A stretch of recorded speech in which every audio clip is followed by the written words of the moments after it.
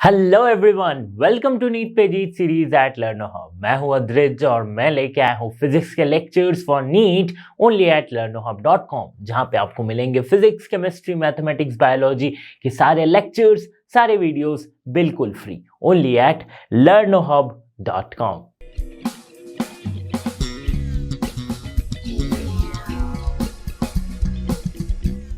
Students, इस video में हम कवर करने वाले हैं the chapter mechanical properties of fluid के कंसेप्ट्स। इस चैप्टर को हम 3 पार्ट्स में पढ़ेंगे। पहला 2 पार्ट्स होगा हाइड्रोस्टैटिक्स का, उसके बाद हम पढ़ेंगे हाइड्रोडायनेमिक्स। तो इस वीडियो में स्पेशली हम कवर करने वाले हैं प्रेशर वाले कंसेप्ट। तो प्रेशर से रिलेटेड जो भी कंसेप्ट है, जिससे भी क्वेश्चन पूछे जाते हैं, उन सारों को इस वीडियो में हम कवर करेंगे। तो चलिए शुरू करते हैं चैप्टर।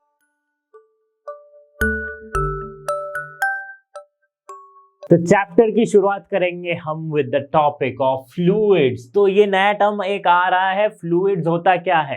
तो बहुत ही सिंपल इसका आंसर है, बहुत ही सिंपल इसका कंसेप्ट है। देखो, anything which can flow is called fluid, है ना। तो कुछ भी चीज जो फ्लो कर सकती है वो मैटर को हम क्या कहते हैं? फ्लूइड कहते हैं। और ऐसे कौन सी चीज है जो फ्लो कर सकती है? एक तो गैस हो गई और एक है लिक्विड। तो gas and liquid both are called fluids. Okay, तो फ्लूइड्स की एक खासियत होती है कि जो शेयर स्ट्रेस है, जो शेयर लाइक जो हमने सॉलिड्स में पढ़ा था, दैट इज शेयरिंग स्ट्रेस और शेयरिंग फोर्स, उसको ये झेल नहीं पाती है। ठीक है, इसी वजह से इसकी कोई शेप, कोई साइज नहीं होती, कोई डेफिनेट शेप साइज नहीं होती, इसलिए इसे कहा जाता है क्या? फ्लूइड्स। देखो, the term fluid refers to the substance which cannot withstand shear, so it has no definite shape and no definite size, और इसे कहते हैं fluids। ठीक है, तो fluids के 2 टाइप हो गए क्या? एक हो गया लिक्विड और एक हो गया गैस। ठीक है, 2 टाइप्स हो गए फ्लूइड्स के। ठीक है, ये दोनों लिक्विड और गैस। अभी जो हम फ्लूइड्स के बारे में पढ़ेंगे ना, तो लिक्विड गैस हम दोनों के बारे में पढ़ेंगे, बट इस चैप्टर में हम मोर फोकस करेंगे ऑन लिक्विड्स वाले पार्ट में। तो इस चैप्टर की शुरुआत, इस चैप्टर को हम ब्रेक डाउन करेंगे 2 पार्ट्स में। कैसे कैसे?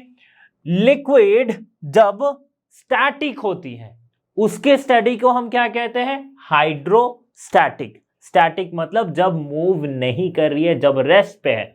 ठीक है, फिर वैसे ही लिक्विड जब मूव कर रही है, मोशन में है, तो इस केस में इसकी स्टडी को हम क्या कहेंगे?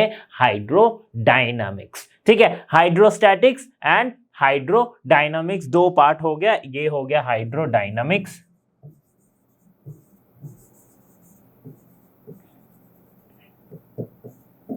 और ये आ गया हाइड्रोस्टैटिक।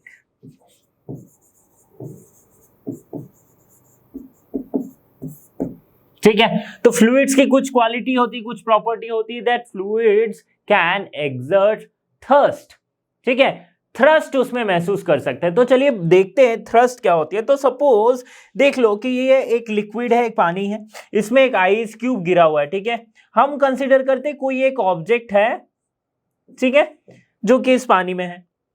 तो थ्रस्ट वो ऐसी फोर्स है जो इस लिक्विड के अंदर जो ऑब्जेक्ट है वो एक्सपीरियंस कर रहा है ऑन इट्स सरफेस परपेंडिकुलरली। मतलब अगर ये लिक्विड से भरा हुआ है और इसके अंदर एक बॉक्स है या फिर कोई भी एक ऑब्जेक्ट है, तो इसके हर सरफेस पे एक परपेंडिकुलर फोर्स इसे महसूस होगा।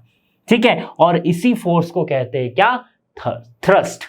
ओके, इसी फोर्स को क्या कहते हैं? थ्रस्ट।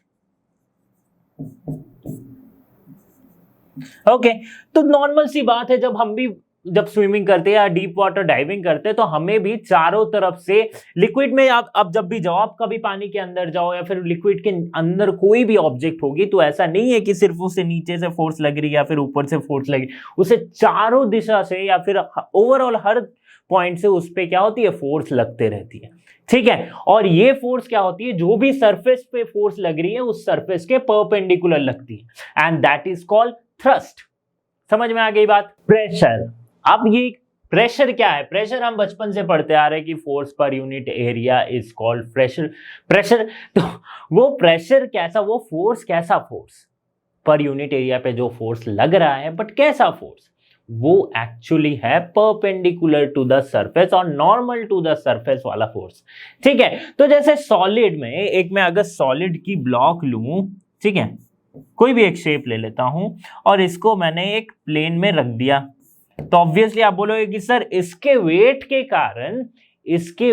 कारण ये एक प्रेशर यहां पे क्रिएट करेगा, और इसकी वेट क्या है, F इक्वल्स टू mg इसकी वेट है।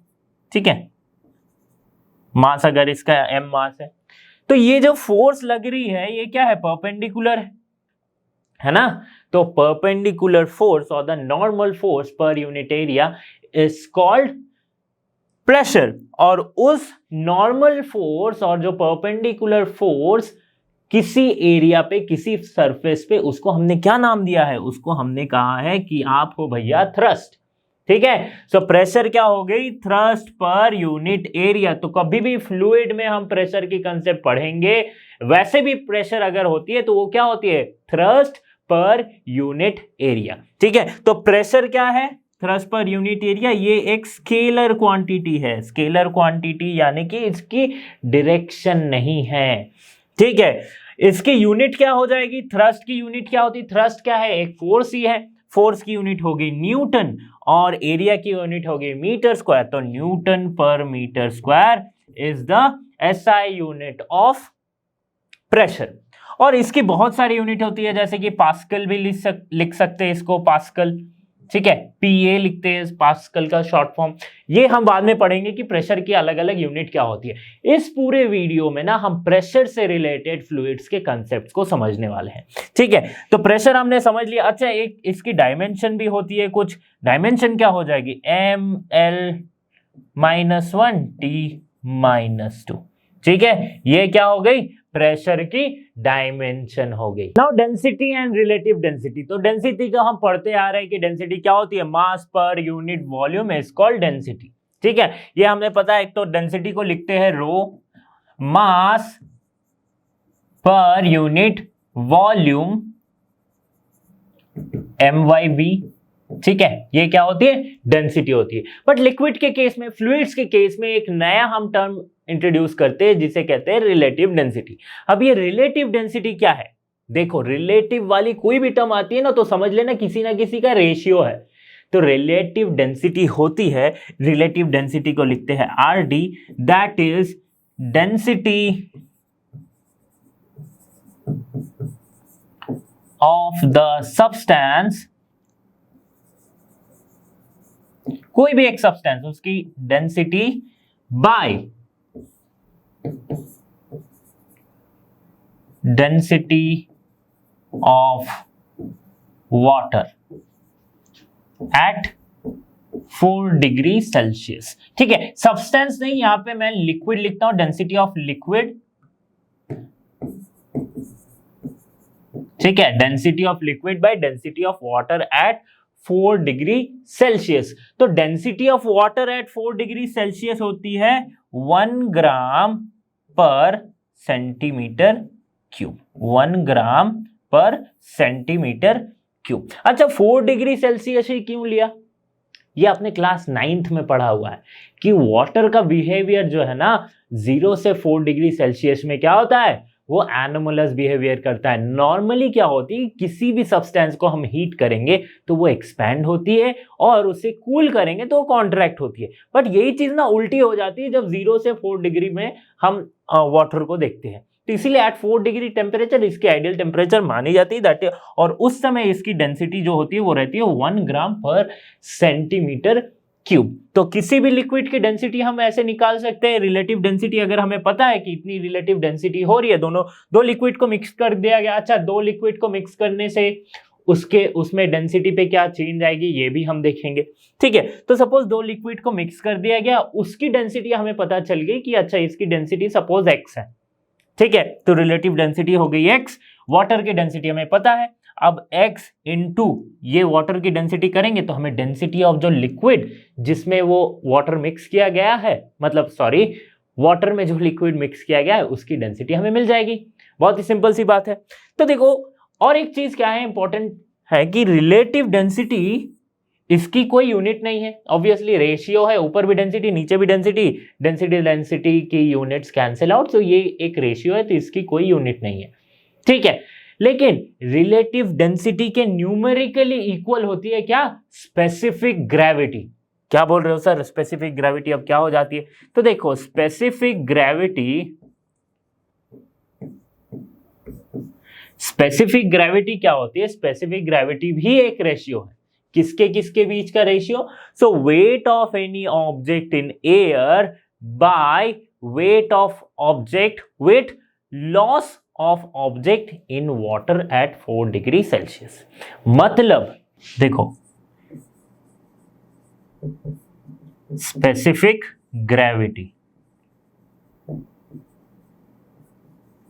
ये क्या होगी, रेशियो है किस किस के बीच का, तो weight of object in air by weight loss when it is put into water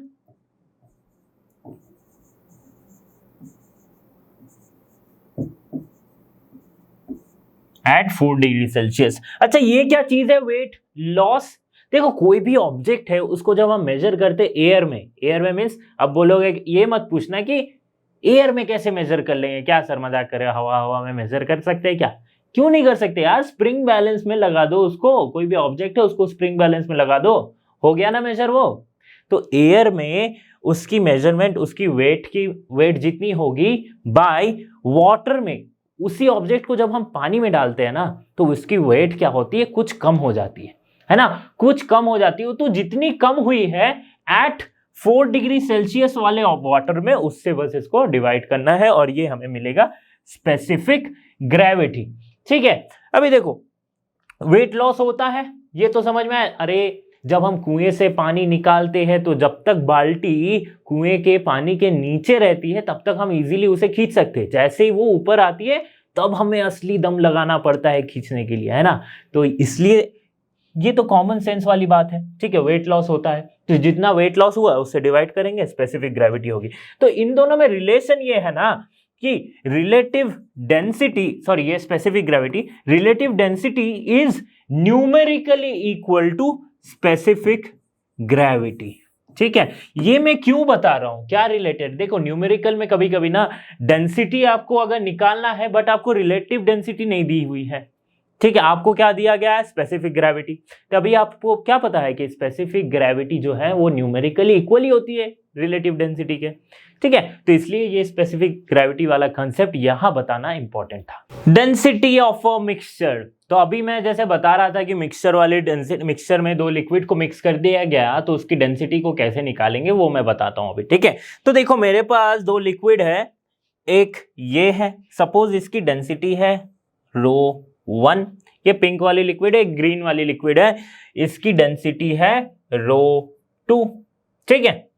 अब देखो इसमें दो केस हो सकते हैं, या तो आपको इसका इन दोनों का मास पता है या फिर इन दोनों का वॉल्यूम पता है, ठीक है। तो मैं एक पहला केस कंसीडर करता हूं कि जब हमें मास पता है, इफ वी नो द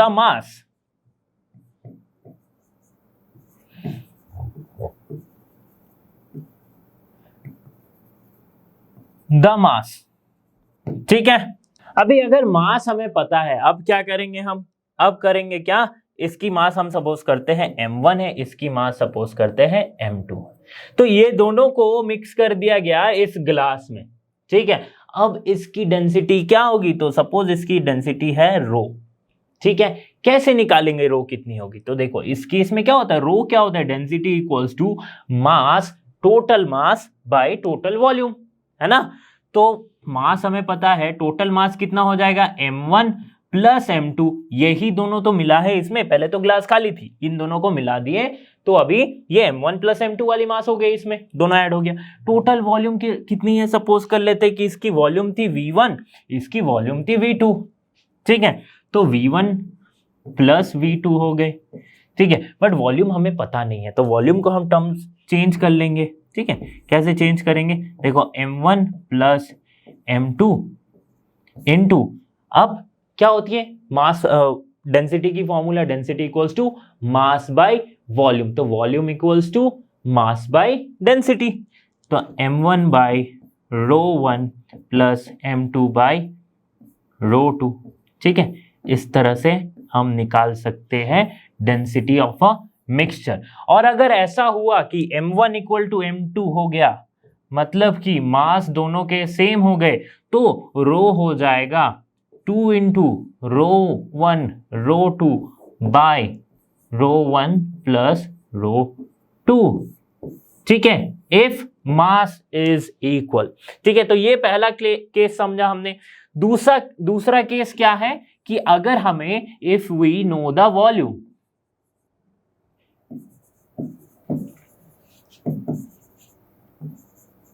अगर वॉल्यूम पता है तो क्या हो जाएगा, मास बाय वॉल्यूम, तो P equals to total mass by total volume, that is m1 plus m2 by v1 plus v2। अभी हमें वॉल्यूम पता है, तो मास क्या हो जाएगा, ρ1 v1 plus ρ2 v2 bye v1 plus v2। ठीक है, अब इस केस में भी अगर ऐसा हो जाता है कि v1 इक्वल्स टू v2 हो जाता है, v1 इक्वल्स टू क्या हो जाता है, v2, तो हमें जो रो मिलेगी, हमें जो डेंसिटी मिलेगी इन दिस केस, वो क्या हो जाएगी, ρ1 प्लस ρ2 बाई 2। बहुत ही सिंपल है यार, है ना। तो ये दो केस हो गई, अगर वॉल्यूम पता है और अगर वॉल्यूम नहीं पता है। इस केस में mass is equal m1 is equals to m2 हुआ तो ऐसे, और इस केस में अगर v1 इक्वल्स टू v2 हुआ तो ये रिजल्ट आएगा। दोनों के केस में डेंसिटी क्या हो जाएगी, तो इस मिक्सचर की डेंसिटी इस तरह से आएगी। ठीक है, इस मिक्सचर की डेंसिटी इस तरह से आएगी। देखो दोनों केस में डेंसिटी तो सेम ही होने वाली है, बस तरीका अलग अलग है, क्योंकि मिक्सचर है, इसकी डेंसिटी तो कोई एक ही होगी ना। ऐसा तो नहीं है कि अगर मास आपको पता है तो कुछ और डेंसिटी आ गई, अब वॉल्यूम पता है तो कुछ और डेंसिटी आ गई। देखो इन केस दोनों में, बोथ द केसेस, दोनों की डेंसिटी जो है वो बराबर ही आएगी, बट ये बस निकालने का तरीका है।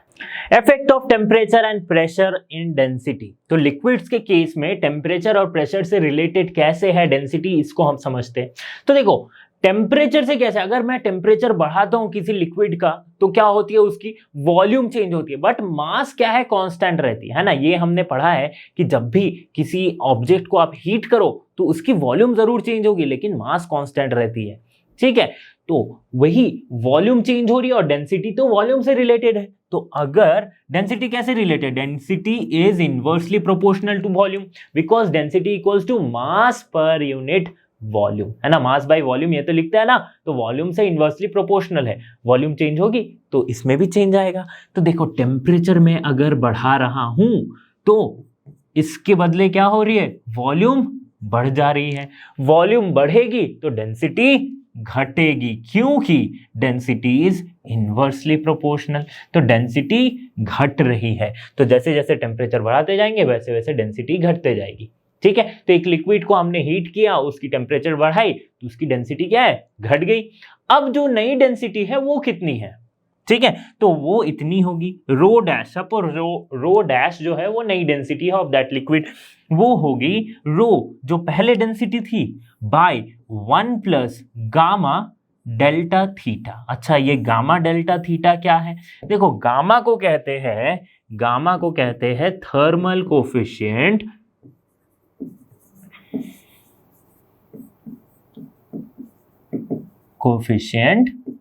Of volumetric expansion. ठीक है, इसके बारे में डिटेल्स में हम पढ़ेंगे जब थर्मल प्रॉपर्टीज ऑफ मैटर पढ़ेंगे तब।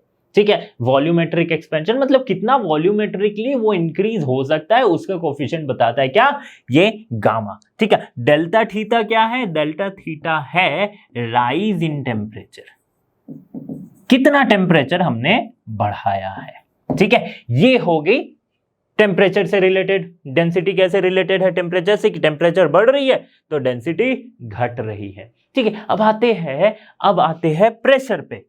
प्रेशर से क्या रिलेटेड है डेंसिटी, ठीक है।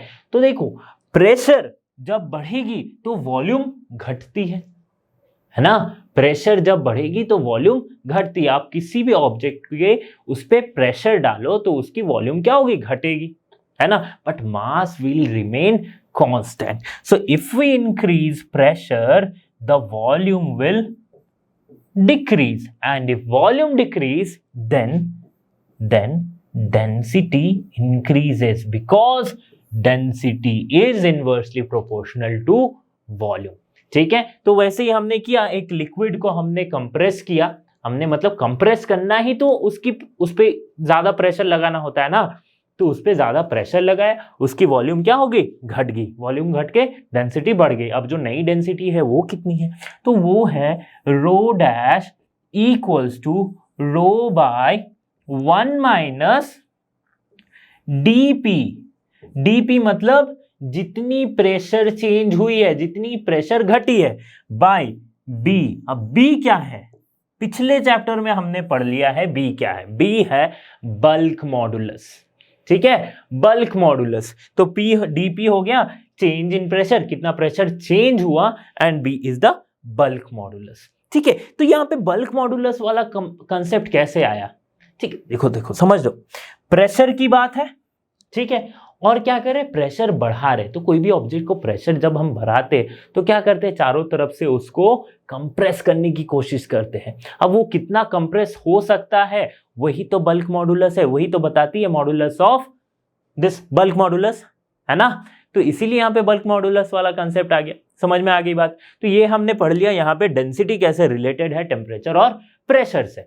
Now variation of pressure with depth, right. तो प्रेशर डेप्थ के साथ साथ लिक्विड में वेरी करती है, तो कैसे करती है, ठीक है। क्या आपको क्या लगता है कि प्रेशर क्या होती है, कि जब आप पानी में जाते हो या फिर कोई भी लिक्विड में कोई ऑब्जेक्ट को डालते हो, तो जब आप ऊपर से नीचे को जाते हो तो प्रेशर घटती है, बढ़ती है, या फिर सेम रहती है, क्या लगता है आपको, ठीक है। जो भी लगता है यहाँ पे क्लियर हो जाएगा, है ना। तो देखो यहाँ पे हमने कंसिडर किया है क्या, एक ये बीकर है, ठीक है। बीकर मतलब एक कोई भी कंटेनर है, इसमें मैंने रख लिया कोई एक लिक्विड को, ठीक है। और ये जो ऑब्जेक्ट देख रहे हो ना, ये एक इमेजिनरी ऑब्जेक्ट आप कंसीडर करो, ठीक है। ये कोई ऑब्जेक्ट नहीं है, ये पानी का सपोज एक सिलिंड्रिकल हिस्सा है, ठीक है। एक इमेजिन कर लिया कि पानी का ही एक सिलेंडर इसके बीचों बीच है, ठीक है। अब देखो इस सिलेंडर को अगर कंसीडर कर लिया है तो इसकी क्रॉस सेक्शनल एरिया को मान लो ए, ठीक है। क्रॉस सेक्शनल एरिया को क्या मान लिया, ए मान लिया, ठीक है। इसकी हाइट को मान लो h, ठीक है, फाइन। अब देखो इस पे फोर्स कैसा लग रहा है, एक ऊपर से फोर्स लग रहा है ना, क्योंकि हर एक सरफेस पे परपेंडिकुलर फोर्स लगती है, और नीचे से भी लग रहा होगा अगर मैं सिर्फ ये क्रॉस सेक्शनल एरिया की बात करता हूं तो, ठीक है। और एक अगर इतना सा हमने कंसीडर किया तो इतने से की जो मास है उसके वजह से भी एक नीचे फोर्स लग रहा होगा। तो सपोज उसे हम मानते हैं mg, इसे हम मानते हैं F1, इसे हम मानते हैं F2, ठीक है। तो एट इक्विलिब्रियम,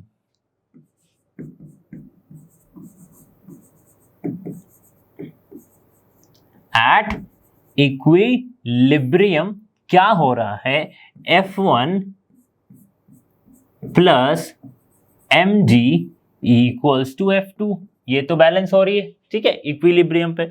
अब देखो फोर्स क्या है, फोर्स और प्रेशर में क्या रिलेशन है, ठीक है। तो फोर्स इनटू, अगर प्रेशर इनटू मैं एरिया ऑफ क्रॉस सेक्शन करता हूं तो ये फोर्स है। तो P1, तो सपोज करते हैं कि इस हाइट पे इसकी प्रेशर है P1, इस हाइट पे इसकी प्रेशर है P2, ये कंसिडर करते हैं अलग अलग प्रेशर है। ऑब्वियसली हाइट के साथ चेंज होती, तो कितनी चेंज हो रही है, कैसे हो रही है, इसको देखते हैं। तो P1 P2 हमने मान लिया, ठीक है। और क्या हो गया यहाँ पे mg, ये इसको अगर हम डेंसिटी के टर्म्स में लिखे तो कैसे लिख सकते हैं, मास क्या होती है, डेंसिटी इंटू वॉल्यूम। वॉल्यूम क्या हो जाएगा, area of cross section into height, यही तो वॉल्यूम है।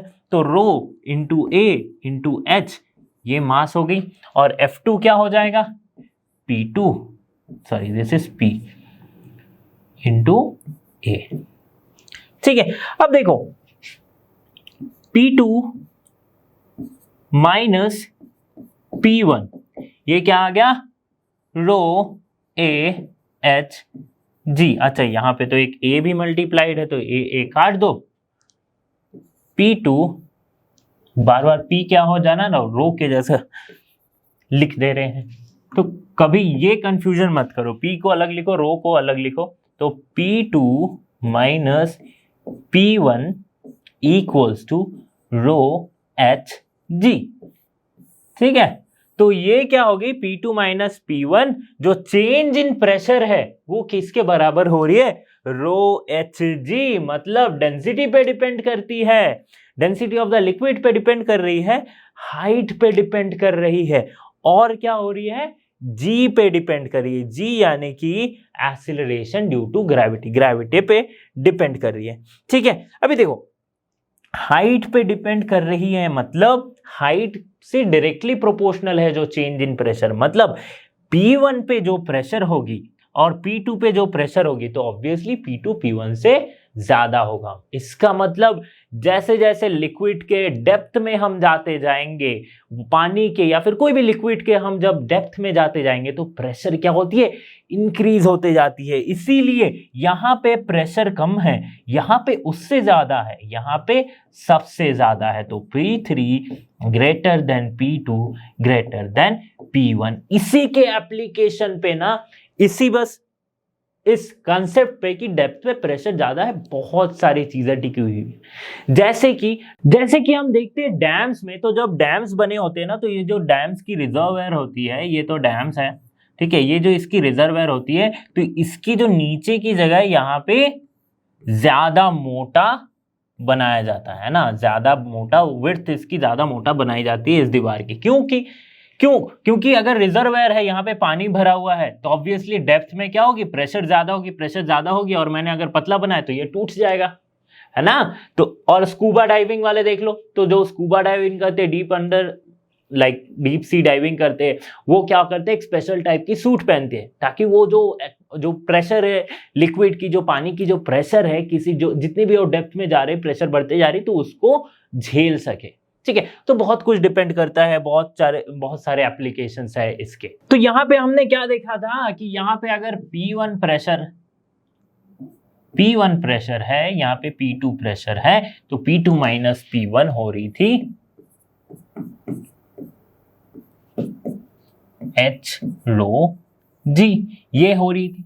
ठीक है, अभी अगर सेम सिलेंडर को मैं जस्ट इसके सरफेस पे कंसिडर करता हूं, ठीक है, यहां पे अगर मैं सेम सिलेंडर को कंसिडर करूं, तो यहां पे ऊपर से कौन सी प्रेशर लग रही है, वो ऊपर से कौन सा फोर्स लग रहा है, बिकॉज ऑफ एटमॉस्फेरिक प्रेशर, इसमें एक प्रेशर है, तो एटमॉस्फेरिक प्रेशर के वजह से यहां पे एक प्रेशर है, जो P1 हो जाएगा वो क्या हो जाएगा, एटमॉस्फेरिक प्रेशर, है ना। एटमॉस्फेयर भी तो प्रेशर लगा रही है ना, हमेशा एटमॉस्फेरिक प्रेशर हम पे लग रही है, प्रेशर। ठीक है, सपोज करते ये PA लिख लेते हैं, तो PA और P2 क्या होगी इस पॉइंट पे, ठीक है, तो P2 minus PA equals to H rho G। ठीक है, तो सरफेस पे ये प्रेशर होगी और ये एटमॉस्फेरिक प्रेशर है, तो इस P2 माइनस PA, इसे हम कहते हैं क्या, गेज प्रेशर।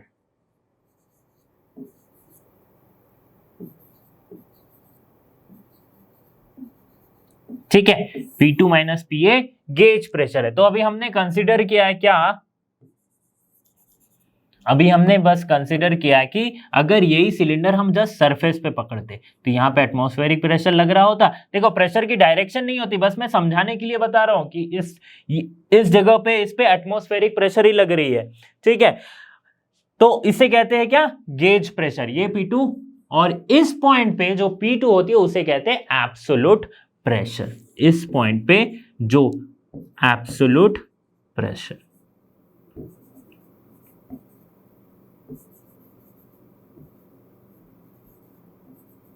ठीक है, एब्सोल्यूट प्रेशर, और ये टोटल क्या है, गेज प्रेशर।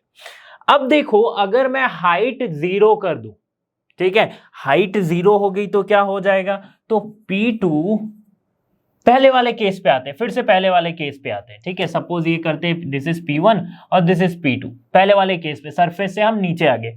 तो अगर मैं हाइट 0 कर दूं, मतलब इस वाले इक्वेशन में h को मैं अगर 0 पुट कर देता हूं इफ, तो क्या हो जाएगी P2 minus P1 equals to 0 हो जाएगी। अगर h 0 हुआ तो ये पूरा टर्म 0, ठीक है। अब इससे देखो ना, एक बहुत ही इंटरेस्टिंग बात हमें पता चल रही है। क्या इंटरेस्टिंग बात पता चल रही है कि P2 इक्वल्स टू P1 हो जा रहा है। तो ये तो मैथमेटिक्स है सर, इसमें क्या इंपॉर्टेंट है? समझने वाली बात ये है कि हाइट जब 0 हो गई तो ये सिलेंडर सिकुड़ के एक लेवल में आ गया, मतलब पानी के किसी, पानी जब भी बोल रहा हूं तो आप लिक्विड समझो या फ्लूइड समझो, तो लिक्विड के किसी भी लेवल पे, सेम लेवल पे अगर मैं दो अलग अलग जगह पे प्रेशर में नापता हूं तो वो सेम होगा, ठीक है। तो चाहे कितनी भी गहराई पे हो, अगर एक पॉइंट ये है और एक पॉइंट अगर ये है, तो इन दोनों पॉइंट में क्या होगा, प्रेशर सेम होगा। तो व्हेन हाइट इज 0 मतलब है same level, pressure is equal. So इससे हम ये कंक्लूड कर सकते हैं at same level pressure is same if measured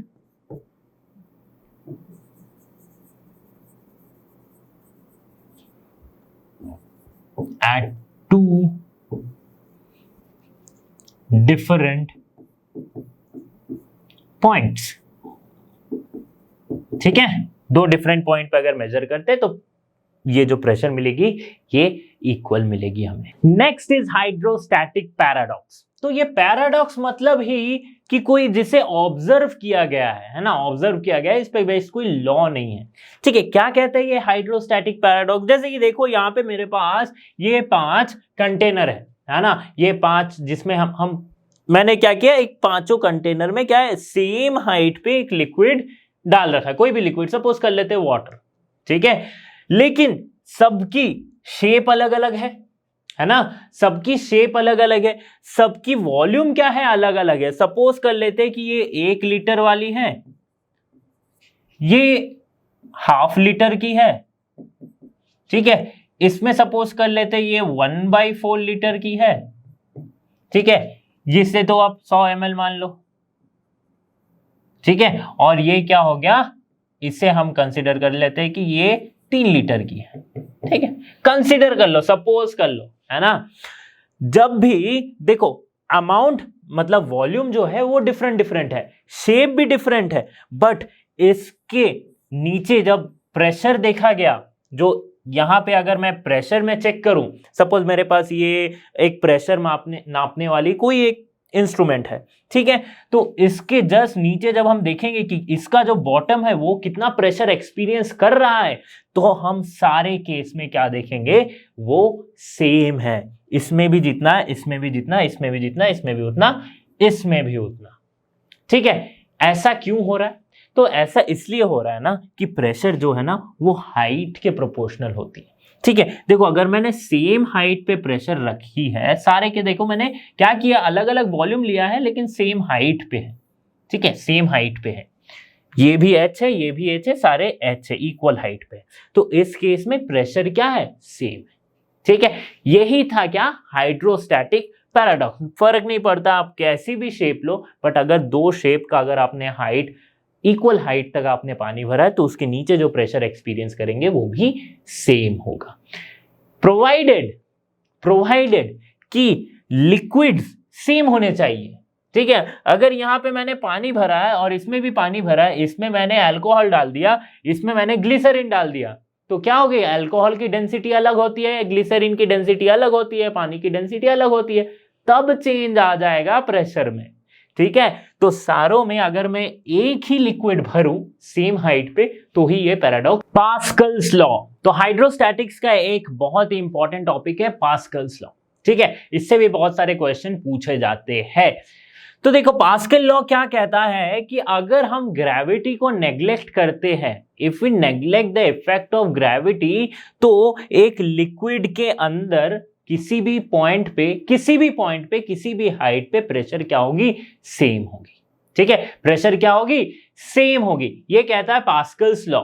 ठीक है, पास्कल्स प्रिंसिपल क्या कहता है, the pressure applied to any part of the enclosed liquid will be transmitted equally in all the direction throughout the liquid। ठीक है, तो पहले Pascal's law को समझते, इसको स्टैब्लिश करते कि कैसे पास्कल लॉ। सपोज मैंने किया क्या, एक वैसे ही सिलिंडर वाला समझा है कि कंसीडर कर लिया पानी के बीचों बीच। अब हमने क्या किया है, अब हमने ये किया है कि इफेक्ट ऑफ ग्रेविटी को हमने क्या कर लिया है, नेग्लेक्ट कर लिया है। तो ठीक है, तो सरफेस पे फोर्स लग रही है, तो सपोज इस पे फोर्स लग रही है F1, इस पे फोर्स लग रही है F2।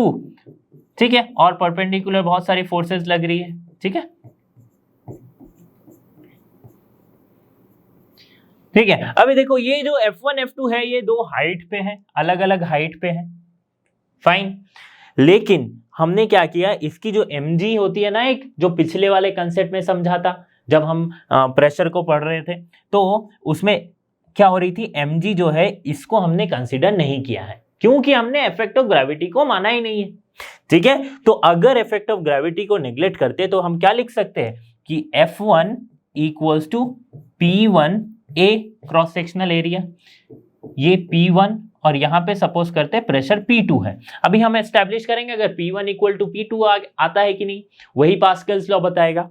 देखो P1 A1 है और F2 क्या है, वो है P2 A2। ठीक है, अब अगर इफेक्ट ऑफ ग्रेविटी कैंसल्ड है, नहीं कंसीडर कर रहे, तो obviously F1 equal to F2 तो होना चाहिए, है ना, बैलेंस कर रही है दोनों को। और ये पूरा स्टेट हमने क्या कहा है, इक्विलिब्रियम स्टेट, मतलब इक्विलिब्रियम ऑफ रेस्ट पे हमने माना है, ये वाटर मूव नहीं कर रही, इक्विलिब्रियम पे है। ठीक है, तो force F1 equals to F2 होगा, इससे क्या आ जाएगा, P1 इक्वल्स टू P2। ठीक है, तो यही तो पास्कल्स लॉ है कि अगर इफेक्ट ऑफ ग्रेविटी को कंसीडर नहीं किया तो किसी भी हाइट पे प्रेशर क्या होगी, सेम हो जाएगी। ठीक है, अच्छा पास्कल्स का जो प्रिंसिपल है वो क्या कहता है कि सपोज ये मैंने एक बीकर कंसीडर कर लिया है, बीकर नहीं, एक स्फेरिकल फ्लास्क का बोल लो। ठीक है, इस पे दो ओपनिंग्स है इस तरफ, और एक मैंने यहाँ पे लगाया है पिस्टन। ठीक है, पिस्टन को दबाते ही इसमें क्या होगी, ये एक प्रेशर जनरेट करेगा। ठीक है, नीचे की ओर, तो ये नीचे की ओर जनरेट होगी, तो ये इधर से बाहर आ सकती है पानी या फिर कोई भी लिक्विड। ठीक है, तो जितना प्रेशर मैं यहां पे लगाऊंगा, ठीक है, उसके उतने ही प्रेशर से हर तरफ जो भी पानी निकलेगी, जो भी लिक्विड निकलेगी, ऑफ द सेम प्रेशर होगी। सपोज ये है P1, तो ये भी P1 होगी। ठीक है, the pressure applied to any part of the enclosed liquid will be transmitted equally in all direction through the liquid। मतलब ये देखो दोनों अलग अलग तरफ ओपनिंग है ना, अगर नीचे भी मैं एक रखता, ठीक है, तो भी सेम अमाउंट P1 से ही यहां से प्रेशर या फिर ये पानी जो है इतने ही प्रेशर से रिलीज होता। तो ये कहता है पास्कल का प्रिंसिपल। पास्कल्स लॉ या फिर पास्कल्स प्रिंसिपल पे ना बहुत सारे एप्लीकेशंस इसके हैं, उसको अब समझते हैं कि कैसे एक हाइड्रोलिक लिफ्ट काम करता है। देखो पास्कल्स लॉ के एप्लीकेशन पे बेस्ड है हाइड्रोलिक लिफ्ट। हाइड्रोलिक लिफ्ट मतलब कि देखो आपने देखा होगा जब भी हम कार वगैरह वॉश करवाने के लिए जाते हैं ना, तो उसके या फिर मैकेनिक के पास देते हैं, तो उसमें ना एक प्लेटफॉर्म जैसी होती है। ठीक है, तो वो क्या करती है, एक तरफ से वो लिवर को दबाते हैं और दूसरी तरफ ये प्लेटफॉर्म क्या है, ये इसे कार को लेके ऊपर उठ जाती है ना। तो आपने कभी ये नहीं सोचा कि ये आदमी हाथ से ये दबा रहा है और ये सिंपली इतनी भारी सी गाड़ी ये उठ जा रही है, तो ये किसका कमाल है, ये भैया पास्कल का कमाल है, पास्कल लॉ का कमाल है। क्या होती है देखो कि पास्कल लॉ का ये जो एप्लीकेशन है हाइड्रोलिक लिफ्ट, ये कैसे काम करता है। तो एक तरफ जब हम छोटी सी एक एरिया कंसीडर करते हैं, ठीक है, ये वाली एरिया देखो, इसकी जो क्रॉस सेक्शन एरिया है ये क्या है, बहुत स्मॉल है, A, और इसकी A1 मान लो, और ये क्या है, A2 है। तो A1 is less than A2, बहुत ही इसके कंपैरिजन में बहुत ही छोटा एरिया है। ठीक है, तो यहां पे हमने थोड़ा सा फोर्स अप्लाई किया और इसकी यहाँ पे क्या हुआ, फोर्स बहुत ज्यादा निकल के आया, इतना ज्यादा कि ये कार को ये ऊपर कर दे। ठीक है, इसको समझते हैं कैसे। तो देखो छोटी सी एरिया है, हमने क्या किया, इसे नीचे डिस्प्लेस किया और ये इस तरफ से उठ गई। क्यों उठी, क्योंकि पास्कल का लॉ यही कहता है कि कोई भी एक एनक्लोज सरफेस पे क्या हो गई, अगर मैं किसी एक तरफ प्रेशर डालूं तो दूसरी तरफ से वो सेम अमाउंट ऑफ प्रेशर वो रिलीज होगा, same amount of pressure release होगा। ठीक है, फोर्स से कंफ्यूज मत करना, अगर मैं इसमें सेम अमाउंट ऑफ प्रेशर डाल रहा हूं P, तो इसमें भी जो प्रेशर रिलीज होगी वो क्या होगी, P होगी। ठीक है, देखो तो हाइड्रोलिक लिफ्ट में ना ये जो लिक्विड है ये ना पानी नहीं है, वाटर नहीं है, क्योंकि वाटर ना इजीली कंप्रेस हो सकती है। तो कुछ ऐसी लिक्विड लेते हैं, those are like next impossible to compress, मतलब इनकंप्रेसिबल लिक्विड्स कंसीडर किया जाता है। ठीक है, कंप्रेस हो जाएगी तो ऑब्वियसली कंप्रेस हो जाना मतलब इसकी वॉल्यूम क्या हो जाएगी, घट जाएगी, तो घट जाएगी तो ये ऊपर नहीं जा पाएगा। ठीक है, तो देखते हैं अब क्या होती है कि जो फोर्स मैंने लगाया F1 बाय A1, यही तो प्रेशर है ना, F1 बाय A1 यही तो प्रेशर है, फोर्स पर यूनिट एरिया, और ये क्या है F2 बाय A2। ठीक है, F2 बाय A2, ये हम क्यों लिखे, by Pascal's law, Pascal's law.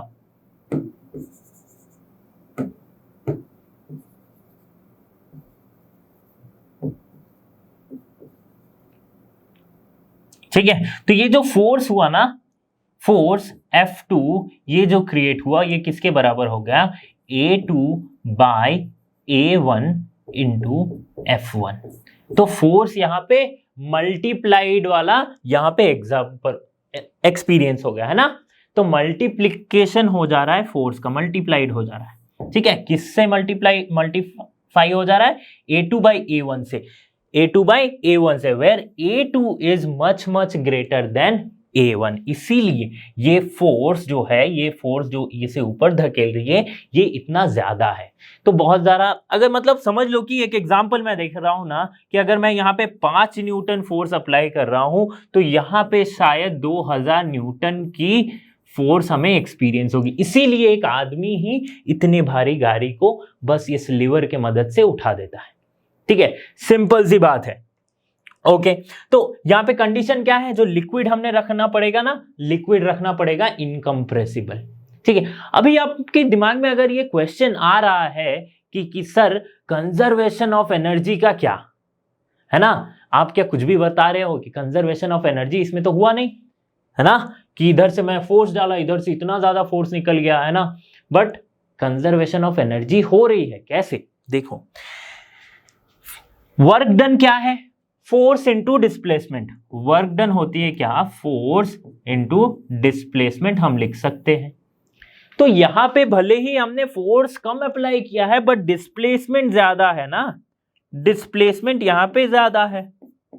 ठीक है, यहां पे डिस्प्लेसमेंट कम है बट फोर्स ज्यादा है, तो overall work done in this one is equals to work done in this one is happening। तो कंजर्वेशन ऑफ एनर्जी भी मेंटेन्ड है भाई, है ना, कोई इसमें कोई लॉ टूट नहीं रहा है या फिर कोई कुछ भी मतलब मैजिक नहीं हो रहा है, सब कुछ साइंस ही है, कंजर्वेशन ऑफ एनर्जी को भी मेंटेन कर रखा है। तो ये दिमाग में रखना है कि जहां पे एरिया कम है वहां पे फोर्स तो हम कम लगा रहे हैं बट उसे डिस्प्लेस बहुत ज्यादा कर रहे हैं, तब जाके ये ऊपर की ओर आ रही। तो ऐसे ही हाइड्रोलिक लिफ्ट पे बेस्ड ना आजकल आप एस्केलेटर्स भी देख सकते हैं, क्रेन्स वगैरह भी देख सकते हैं, बहुत सारी चीजें हैं इस पे बेस्ड। एक और चीज है जो पास्कल लॉ पे बेस्ड है, वो क्या है, हाइड्रोलिक ब्रेक्स।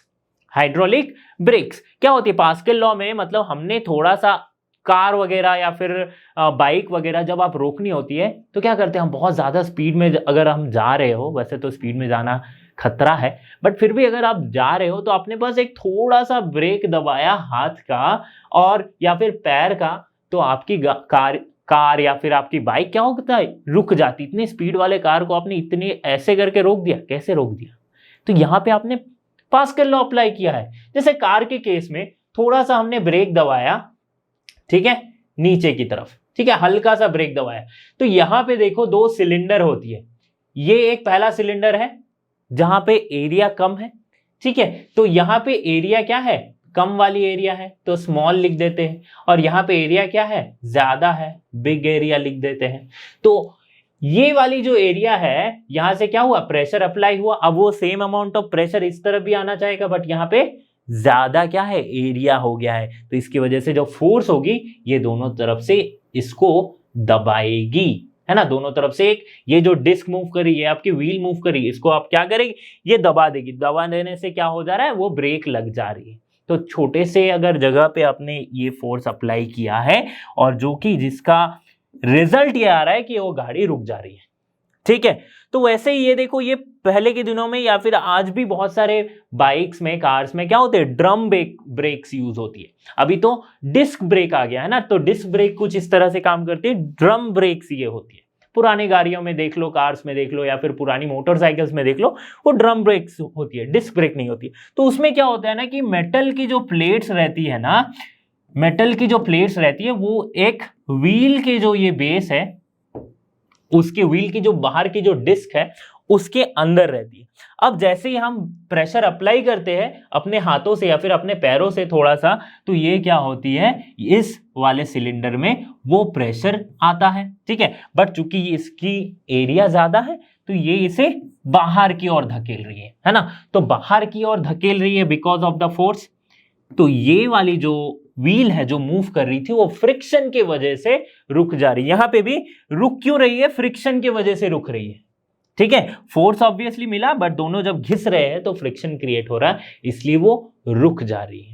तो इसमें ऐसा केस आता था ना कि इसमें बहुत ज्यादा हीटिंग हो जाती थी।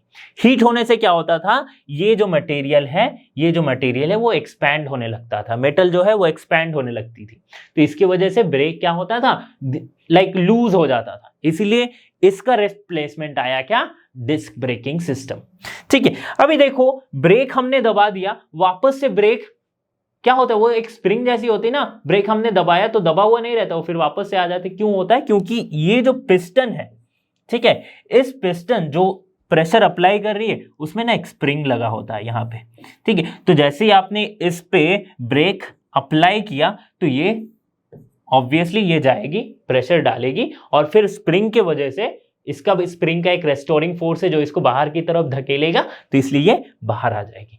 तो ये एप्लीकेशन था किसका, पास्कल्स लॉ का। इसमें हमने क्या पढ़ा, हाइड्रोलिक लिफ्ट के बारे में पढ़ लिया और हाइड्रोलिक ब्रेक्स के बारे में पढ़ लिया। अच्छा, यहाँ पे तो एक चीज बहुत इंपॉर्टेंट चीज है कि ये जो लिक्विड है ये क्या है, इसे हम ब्रेक ऑयल बोलते हैं या ब्रेक लिक्विड बोलते हैं, ब्रेक फ्लूइड बोलते हैं, है ना। तो हर जगह देखो हाइड्रो मतलब पानी या फिर लिक्विड का होना जरूरी है, तो यहाँ पे ये क्या है, ब्रेक फ्यूल, ब्रेक ऑयल और ब्रेक फ्लूइड हम बोलते हैं, ठीक है, जो कि इस सिलेंडर, इस पिस्टन के अंदर रहती है, और ये भी इनकम्प्रेसिबल टाइप की फ्लूइड होती है। एटमॉस्फेरिक प्रेशर, तो एटमॉस्फेरिक प्रेशर को समझते हैं कि पहले तो देख लो एटमॉस्फेयर क्या होती है। एटमॉस्फेयर मतलब हमने वो पढ़ा है ना कि अर्थ के सराउंडिंग में जितनी एयर है या फिर एक अर्थ का सराउंडिंग है जो कि एयर से घिरा हुआ है, उसे हम कहते हैं क्या, एटमॉस्फेयर, ठीक है। तो ऑब्जेक्ट है, गैस है, गैसियस पार्टिकल्स है, तो ऑब्वियसली वो कुछ ना कुछ फोर्स लगा रही होगी इस पे, ठीक है। तो इसी वजह से एक प्रेशर क्रिएट होता है जिसे कहते हैं एटमॉस्फेरिक प्रेशर। एटमॉस्फेरिक प्रेशर को कैसे डिफाइन करते हैं, तो देखो अगर मैं एक यूनिट सरफेस एरिया कंसीडर करता हूं अर्थ के सरफेस पे और इसके ऊपर एक वर्टिकल कॉलम कंसीडर करता हूं जो कि जा रही है कहां तक, पूरी टॉप ऑफ द एटमॉस्फेयर तक, ठीक है। तो इस वर्टिकल कॉलम की वेट इस सरफेस पे जितनी होगी उसे कहेंगे क्या, एटमॉस्फेरिक प्रेशर। समझते हैं कि atmospheric pressure at any point is equal to the weight of vertical column of air of unit cross sectional area extending from that point to the top of Earth's atmosphere, तो इसे कहते हैं atmospheric pressure, ठीक है। तो atmospheric pressure ना बहुत ज्यादा होती है, ठीक है। एट सी लेवल हमने कंसीडर किया है, एट सी लेवल कि जो एटमॉस्फेरिक प्रेशर है वो क्या है 1 atm। पैसे निकालने वाली एटीएम नहीं, ये एक यूनिट है प्रेशर की 1 atm मतलब 1 एटमॉस्फेयर। 1 एटमॉस्फेयर या फिर 1 atm बराबर होती है 1.013 into 10 to the power 5 newton per metre square के। सोच सकते हो 10 to the power 5 newton per metre square मतलब कितनी ज्यादा प्रेशर एक अर्थ के सरफेस पे है, एटमॉस्फेरिक प्रेशर है। बट हमें तो महसूस नहीं होता है ना, हमें वो एटमॉस्फेरिक प्रेशर महसूस नहीं होता है क्योंकि हमारे जो ब्लड प्रेशर है, हमारे बॉडी के जो ब्लड प्रेशर है वो उस प्रेशर को बैलेंस कर रही है। जितना प्रेशर वो बाहर से लगा रही है उतना प्रेशर ये अंदर से लगा रही है, तो इसी वजह से वो बैलेंस रहता है और हमें वो प्रेशर महसूस नहीं होता है। वैसे atmospheric pressure 10 to the power 5 की है, देख लो इतनी ज्यादा है। तो इसका मैं एक छोटा सा डेमोन्स्ट्रेशन करता हूँ। ये डेमोन्स्ट्रेशन आपने बहुत जगह पे देखा होगा कि एक मैंने पानी की ग्लास ले ली है और एक ये कार्ड है मेरे पास, ठीक है। तो देखो ये बचपन में भी हम देखते आ रहे थे, बहुत लोगों ने हमें मैजिक बोल के ये दिखा दिया था। ये क्या है, कैसे बैलेंस हो रहा है ये देखो। क्या करते हैं, ये पानी की ग्लास है, पानी भरी हुई है और मैंने यहाँ पे एक कार्ड रखा है और इसको जस्ट मैं ऐसे पलट दूंगा, ठीक है। अब क्या हो रही है तो देख लो। अब जैसे ही मैं ये हाथ हटाऊंगा, जैसे ही मैं ये हाथ हटाया, ये क्या हो गई, बैलेंस होके रहेगी, है ना, ठीक है। थोड़ा सा हाथ हिल रहा था इसलिए पानी गिर गया। तो जैसे ही मैंने हाथ हटाया ये बैलेंस होके रहेगी। तो इसमें कोई मैजिक नहीं है। क्या हुआ, ये जो ग्लास है, ये जो पानी की ग्लास थी और यहाँ पे एक मैंने कार्ड रख दिया था, तो ये ऑब्वियसली पानी के प्रेशर की वजह से यहाँ पे एक प्रेशर दे रही है, ठीक है। लेकिन उससे भी ज्यादा प्रेशर क्या है, एटमॉस्फेरिक प्रेशर है, जो कि इस पानी को ही नीचे नहीं गिरने दे रही है। तो सिंपल सा एक कार्ड इस पानी को रोक के रख लिया, है ना। तो ये समझ में आ गई कि एटमॉस्फेरिक प्रेशर कितनी ज्यादा होती है। तो एटमॉस्फेयर के बारे में हमने जाना है, बट क्या एटमॉस्फेयर की हाइट हम निकाल सकते हैं? आप बोलोगे कि सर एटमॉस्फेरिक प्रेशर तो पता ही है, ठीक है, एयर की डेंसिटी पता है, तो क्यों नहीं निकाल सकते? देखो देखो देखो, समझो क्या हो रही है कि अगर आपको क्या क्या पता है, P इक्वल्स टू होता है pressure equals to rho into G into H, ठीक है, रो G H, यही तो होती है प्रेशर। फाइन। अब देखो प्रेशर ये है एटमॉस्फेरिक प्रेशर। अगर मैं हाइट निकालूं कि एटमॉस्फेयर की हाइट कितनी है, तो वो क्या हो जाएगी, P by rho into G, ठीक है, P by rho into G। Atmospheric pressure हमें पता है that is 1.01 into 10 to the power 5, ठीक है। डेंसिटी हमें पता है कि अगर एयर की डेंसिटी की, एयर कॉलम वाली जो भी एयर है उसकी हम डेंसिटी मान लेते हैं कि 1 ग्राम पर सेंटीमीटर क्यूब, ठीक है, 1 ग्राम पर सेंटीमीटर क्यूब। तो अगर मैं कंसीडर करता हूं 1 ग्राम पर सेंटीमीटर क्यूब और G हमें पता है 9.8 मीटर पर सेकेंड स्क्वायर, और ये किसमें है, न्यूटन पर मीटर स्क्वायर पे, ठीक है। तो इसको कैलकुलेट करके हमें जो वैल्यू आएगी वो ना अप्रोक्सीमेटली इक्वल्स टू 8 किलोमीटर की आएगी। बट ये क्या सही है, एटमॉस्फेयर के 8 ही किलोमीटर तक है? नहीं, atmosphere of earth is around 400 kilometres, ठीक है, atmosphere of earth is around 400 kilometres. तो ऐसा रिजल्ट इसलिए आया क्योंकि हमने डेंसिटी को कांस्टेंट मान लिया है। बट एक्चुअल में ऐसा नहीं होता है। जैसे जैसे हम हाइट बढ़ाते जाएंगे ना, वैसे वैसे क्या होती है, डेंसिटी जो है वो घटते जाती है, डेंसिटी जो है वो घटते जाती है, प्रेशर जो है वो घटते जाती है, ठीक है। तो प्रेशर जब घट रही है, हाइट के साथ साथ क्या हो रही है, प्रेशर घट रही है। तो इसीलिए ये कभी एग्जैक्ट हाइट हम बता ही नहीं सकते। It is impossible to calculate the exact height, but रफली एक हाइट हम मानते हैं कि दैट इज अराउंड 400 किलोमीटर तक हमारे अर्थ की जो एटमॉस्फेयर है वो सराउंडेड है। Various units of atmospheric pressure, atmospheric pressure के बहुत सारे यूनिट्स हैं, जैसे कि एक है पास्कल, तो 1 atmospheric pressure equals to 1.013 into 10 to the power 5 pascal, ठीक है।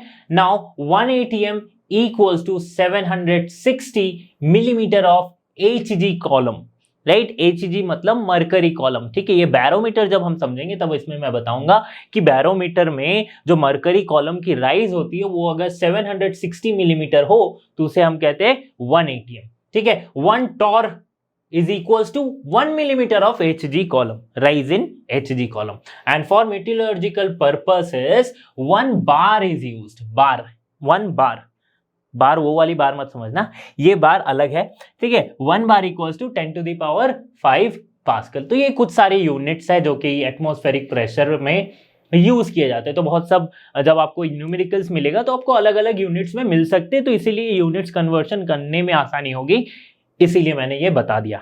मेजरमेंट ऑफ प्रेशर, तो प्रेशर को मेजर करने के लिए ना जनरली हम 2 डिवाइस को पढ़ते हैं यहाँ पे, एक है बैरोमीटर, ठीक है, ये आपने बचपन में भी पढ़ा होगा, और एक है मैनोमीटर, ठीक है। तो बैरोमीटर में क्या होती है कि यहाँ पे एक कंटेनर रखा गया है, एक टम्बलर जैसा, और इसमें जो भी लिक्विड्स है ना, ये लिक्विड एक्चुअली है मरकरी, Hg, ठीक है, Hg, और इसमें एक ट्यूब को उल्टा करके इसमें डाला जाता है। तो जितनी इसमें राइज होती है ना, यहाँ पे एक हम वो स्केल जैसा लगा के रखते हैं, तो जितनी राइज होती है उसके हिसाब से हम इसकी प्रेशर बता सकते हैं कि इसमें प्रेशर कितना क्रिएट हुआ, ठीक है। तो जब वो राइज 760 मिलीमीटर की होती है ना, उससे ही हम कहते हैं 1 एटमॉस्फेरिक प्रेशर, ठीक है। तो ये बैरोमीटर का सिंपल सा कंसेप्ट है। अच्छा, यहाँ पे मरकरी को क्यों रखा गया है, यहाँ पे कोई और लिक्विड क्यों नहीं यूज किया? मरकरी को इसलिए यूज किया गया है क्योंकि थोड़े से एटमॉस्फेरिक प्रेशर पे ये एक रीजनेबल साइज, एक रीजनेबल हाइट पे इंक्रीज करती है, ठीक है, इसीलिए यहाँ पे मरकरी को रखा गया। मैनोमीटर दूसरे एंड में क्या काम करता है कि ये एक अननोन गैस की वो कितना प्रेशर है, उस गैस की यहाँ पे कितना प्रेशर वो एक्सर्ट किया है उसको बता सकता है। कैसे? देखो, ये U-ट्यूब मैनोमीटर है, U-ट्यूब मैनोमीटर है, ठीक है। इसमें क्या होती है कि एक एंड पे ये प्रेशर एक्सर्ट कर रही है, ऑब्वियसली गैस है तो कुछ एक प्रेशर एक्सर्ट करेगी, और इस एंड पे एटमॉस्फेरिक प्रेशर है, ठीक है। यहाँ पे जितनी कॉलम खाली है एटमॉस्फेरिक प्रेशर है, और यहाँ पे कोई एक लिक्विड है, बट सेम हाइट पे लिक्विड की प्रेशर क्या होगी? सिमिलर हो जाएगी। तो यहाँ पे प्रेशर क्या हो जाएगी? सिमिलर। अभी अगर मैं इस हाइट पे मेजर करूं, इस हाइट पे, तो क्या लिख सकते हैं हम? P2 minus P1 equals to rho H G, ये लिख सकते हैं रो एच जी, ठीक है। तो सारा खेल दोनों ही केस में हाइट का है। अगर मैं हाइट को मेजर कर लेता हूं तो बाकी हमें क्या है? P1 यहाँ पे क्या है? ये देखो, ये जो प्रेशर यहाँ पे P2 एक्सपीरियंस कर रहा है वो क्या है? एटमॉस्फेरिक प्रेशर के बराबर है। तो P2 हमें एटमॉस्फेरिक प्रेशर हमें पता चल गया, ठीक है, ये तो एटमॉस्फेरिक प्रेशर है, तो ये नोन हो गया। डेंसिटी ऑफ लिक्विड हमें पता है, G हमें पता है, H हम अगर कैलकुलेट कर लेते हैं तो हम ये गैस कितना प्रेशर एक्सर्ट कर रहा है वो भी हमें पता चल जाएगा। तो मॉडर्न डे मैनोमीटर ना कुछ इस तरह से दिखता है, U-ट्यूब मैनोमीटर। ये देखो, एक U-ट्यूब जैसी लगी हुई है, U शेप्ड की ट्यूब है ना, वो ऐप वाली यूट्यूब नहीं जिसपे आप ये वीडियो देख रहे हो, ठीक है। तो ये वो वाली शेप वाली ट्यूब है। तो एक तरफ से यहाँ पे क्या किया जाता है? यहाँ से यहाँ पे गैस को इंसर्ट किया जाता है, और यहाँ पे से एटमॉस्फेरिक प्रेशर आती है, ठीक है। तो सिंपली इसमें जो स्केल में हाइट में राइज होती है उसको हम इस फॉर्मूला में डाल के कैलकुलेट कर सकते हैं, बहुत इजी है। तो ये दोनों थी like instrument for measuring the pressure, that is barometer and manometer. वैसे तो बहुत सारे सवाल इसमें से पूछे नहीं गए, फिर भी अगर एक आधा क्वेश्चन पूछे आते तो आप इजीली सॉल्व कर सकते हो। तो स्टूडेंट्स, इस वीडियो में हमने पहले पार्ट को कंप्लीट किया है जहां पे हमने प्रेशर के बारे में समझा है। इसके बाद हम हाइड्रोस्टैटिक्स के दूसरे पार्ट और फिर हाइड्रोडायनामिक्स, फिर बहुत सारे क्वेश्चन सॉल्व करेंगे। तो इस सब को जानने के लिए बने रहिए लर्नो हब के साथ, क्योंकि लर्नो फ्री है पर बेस्ट है। So thanks for being here, have a great day.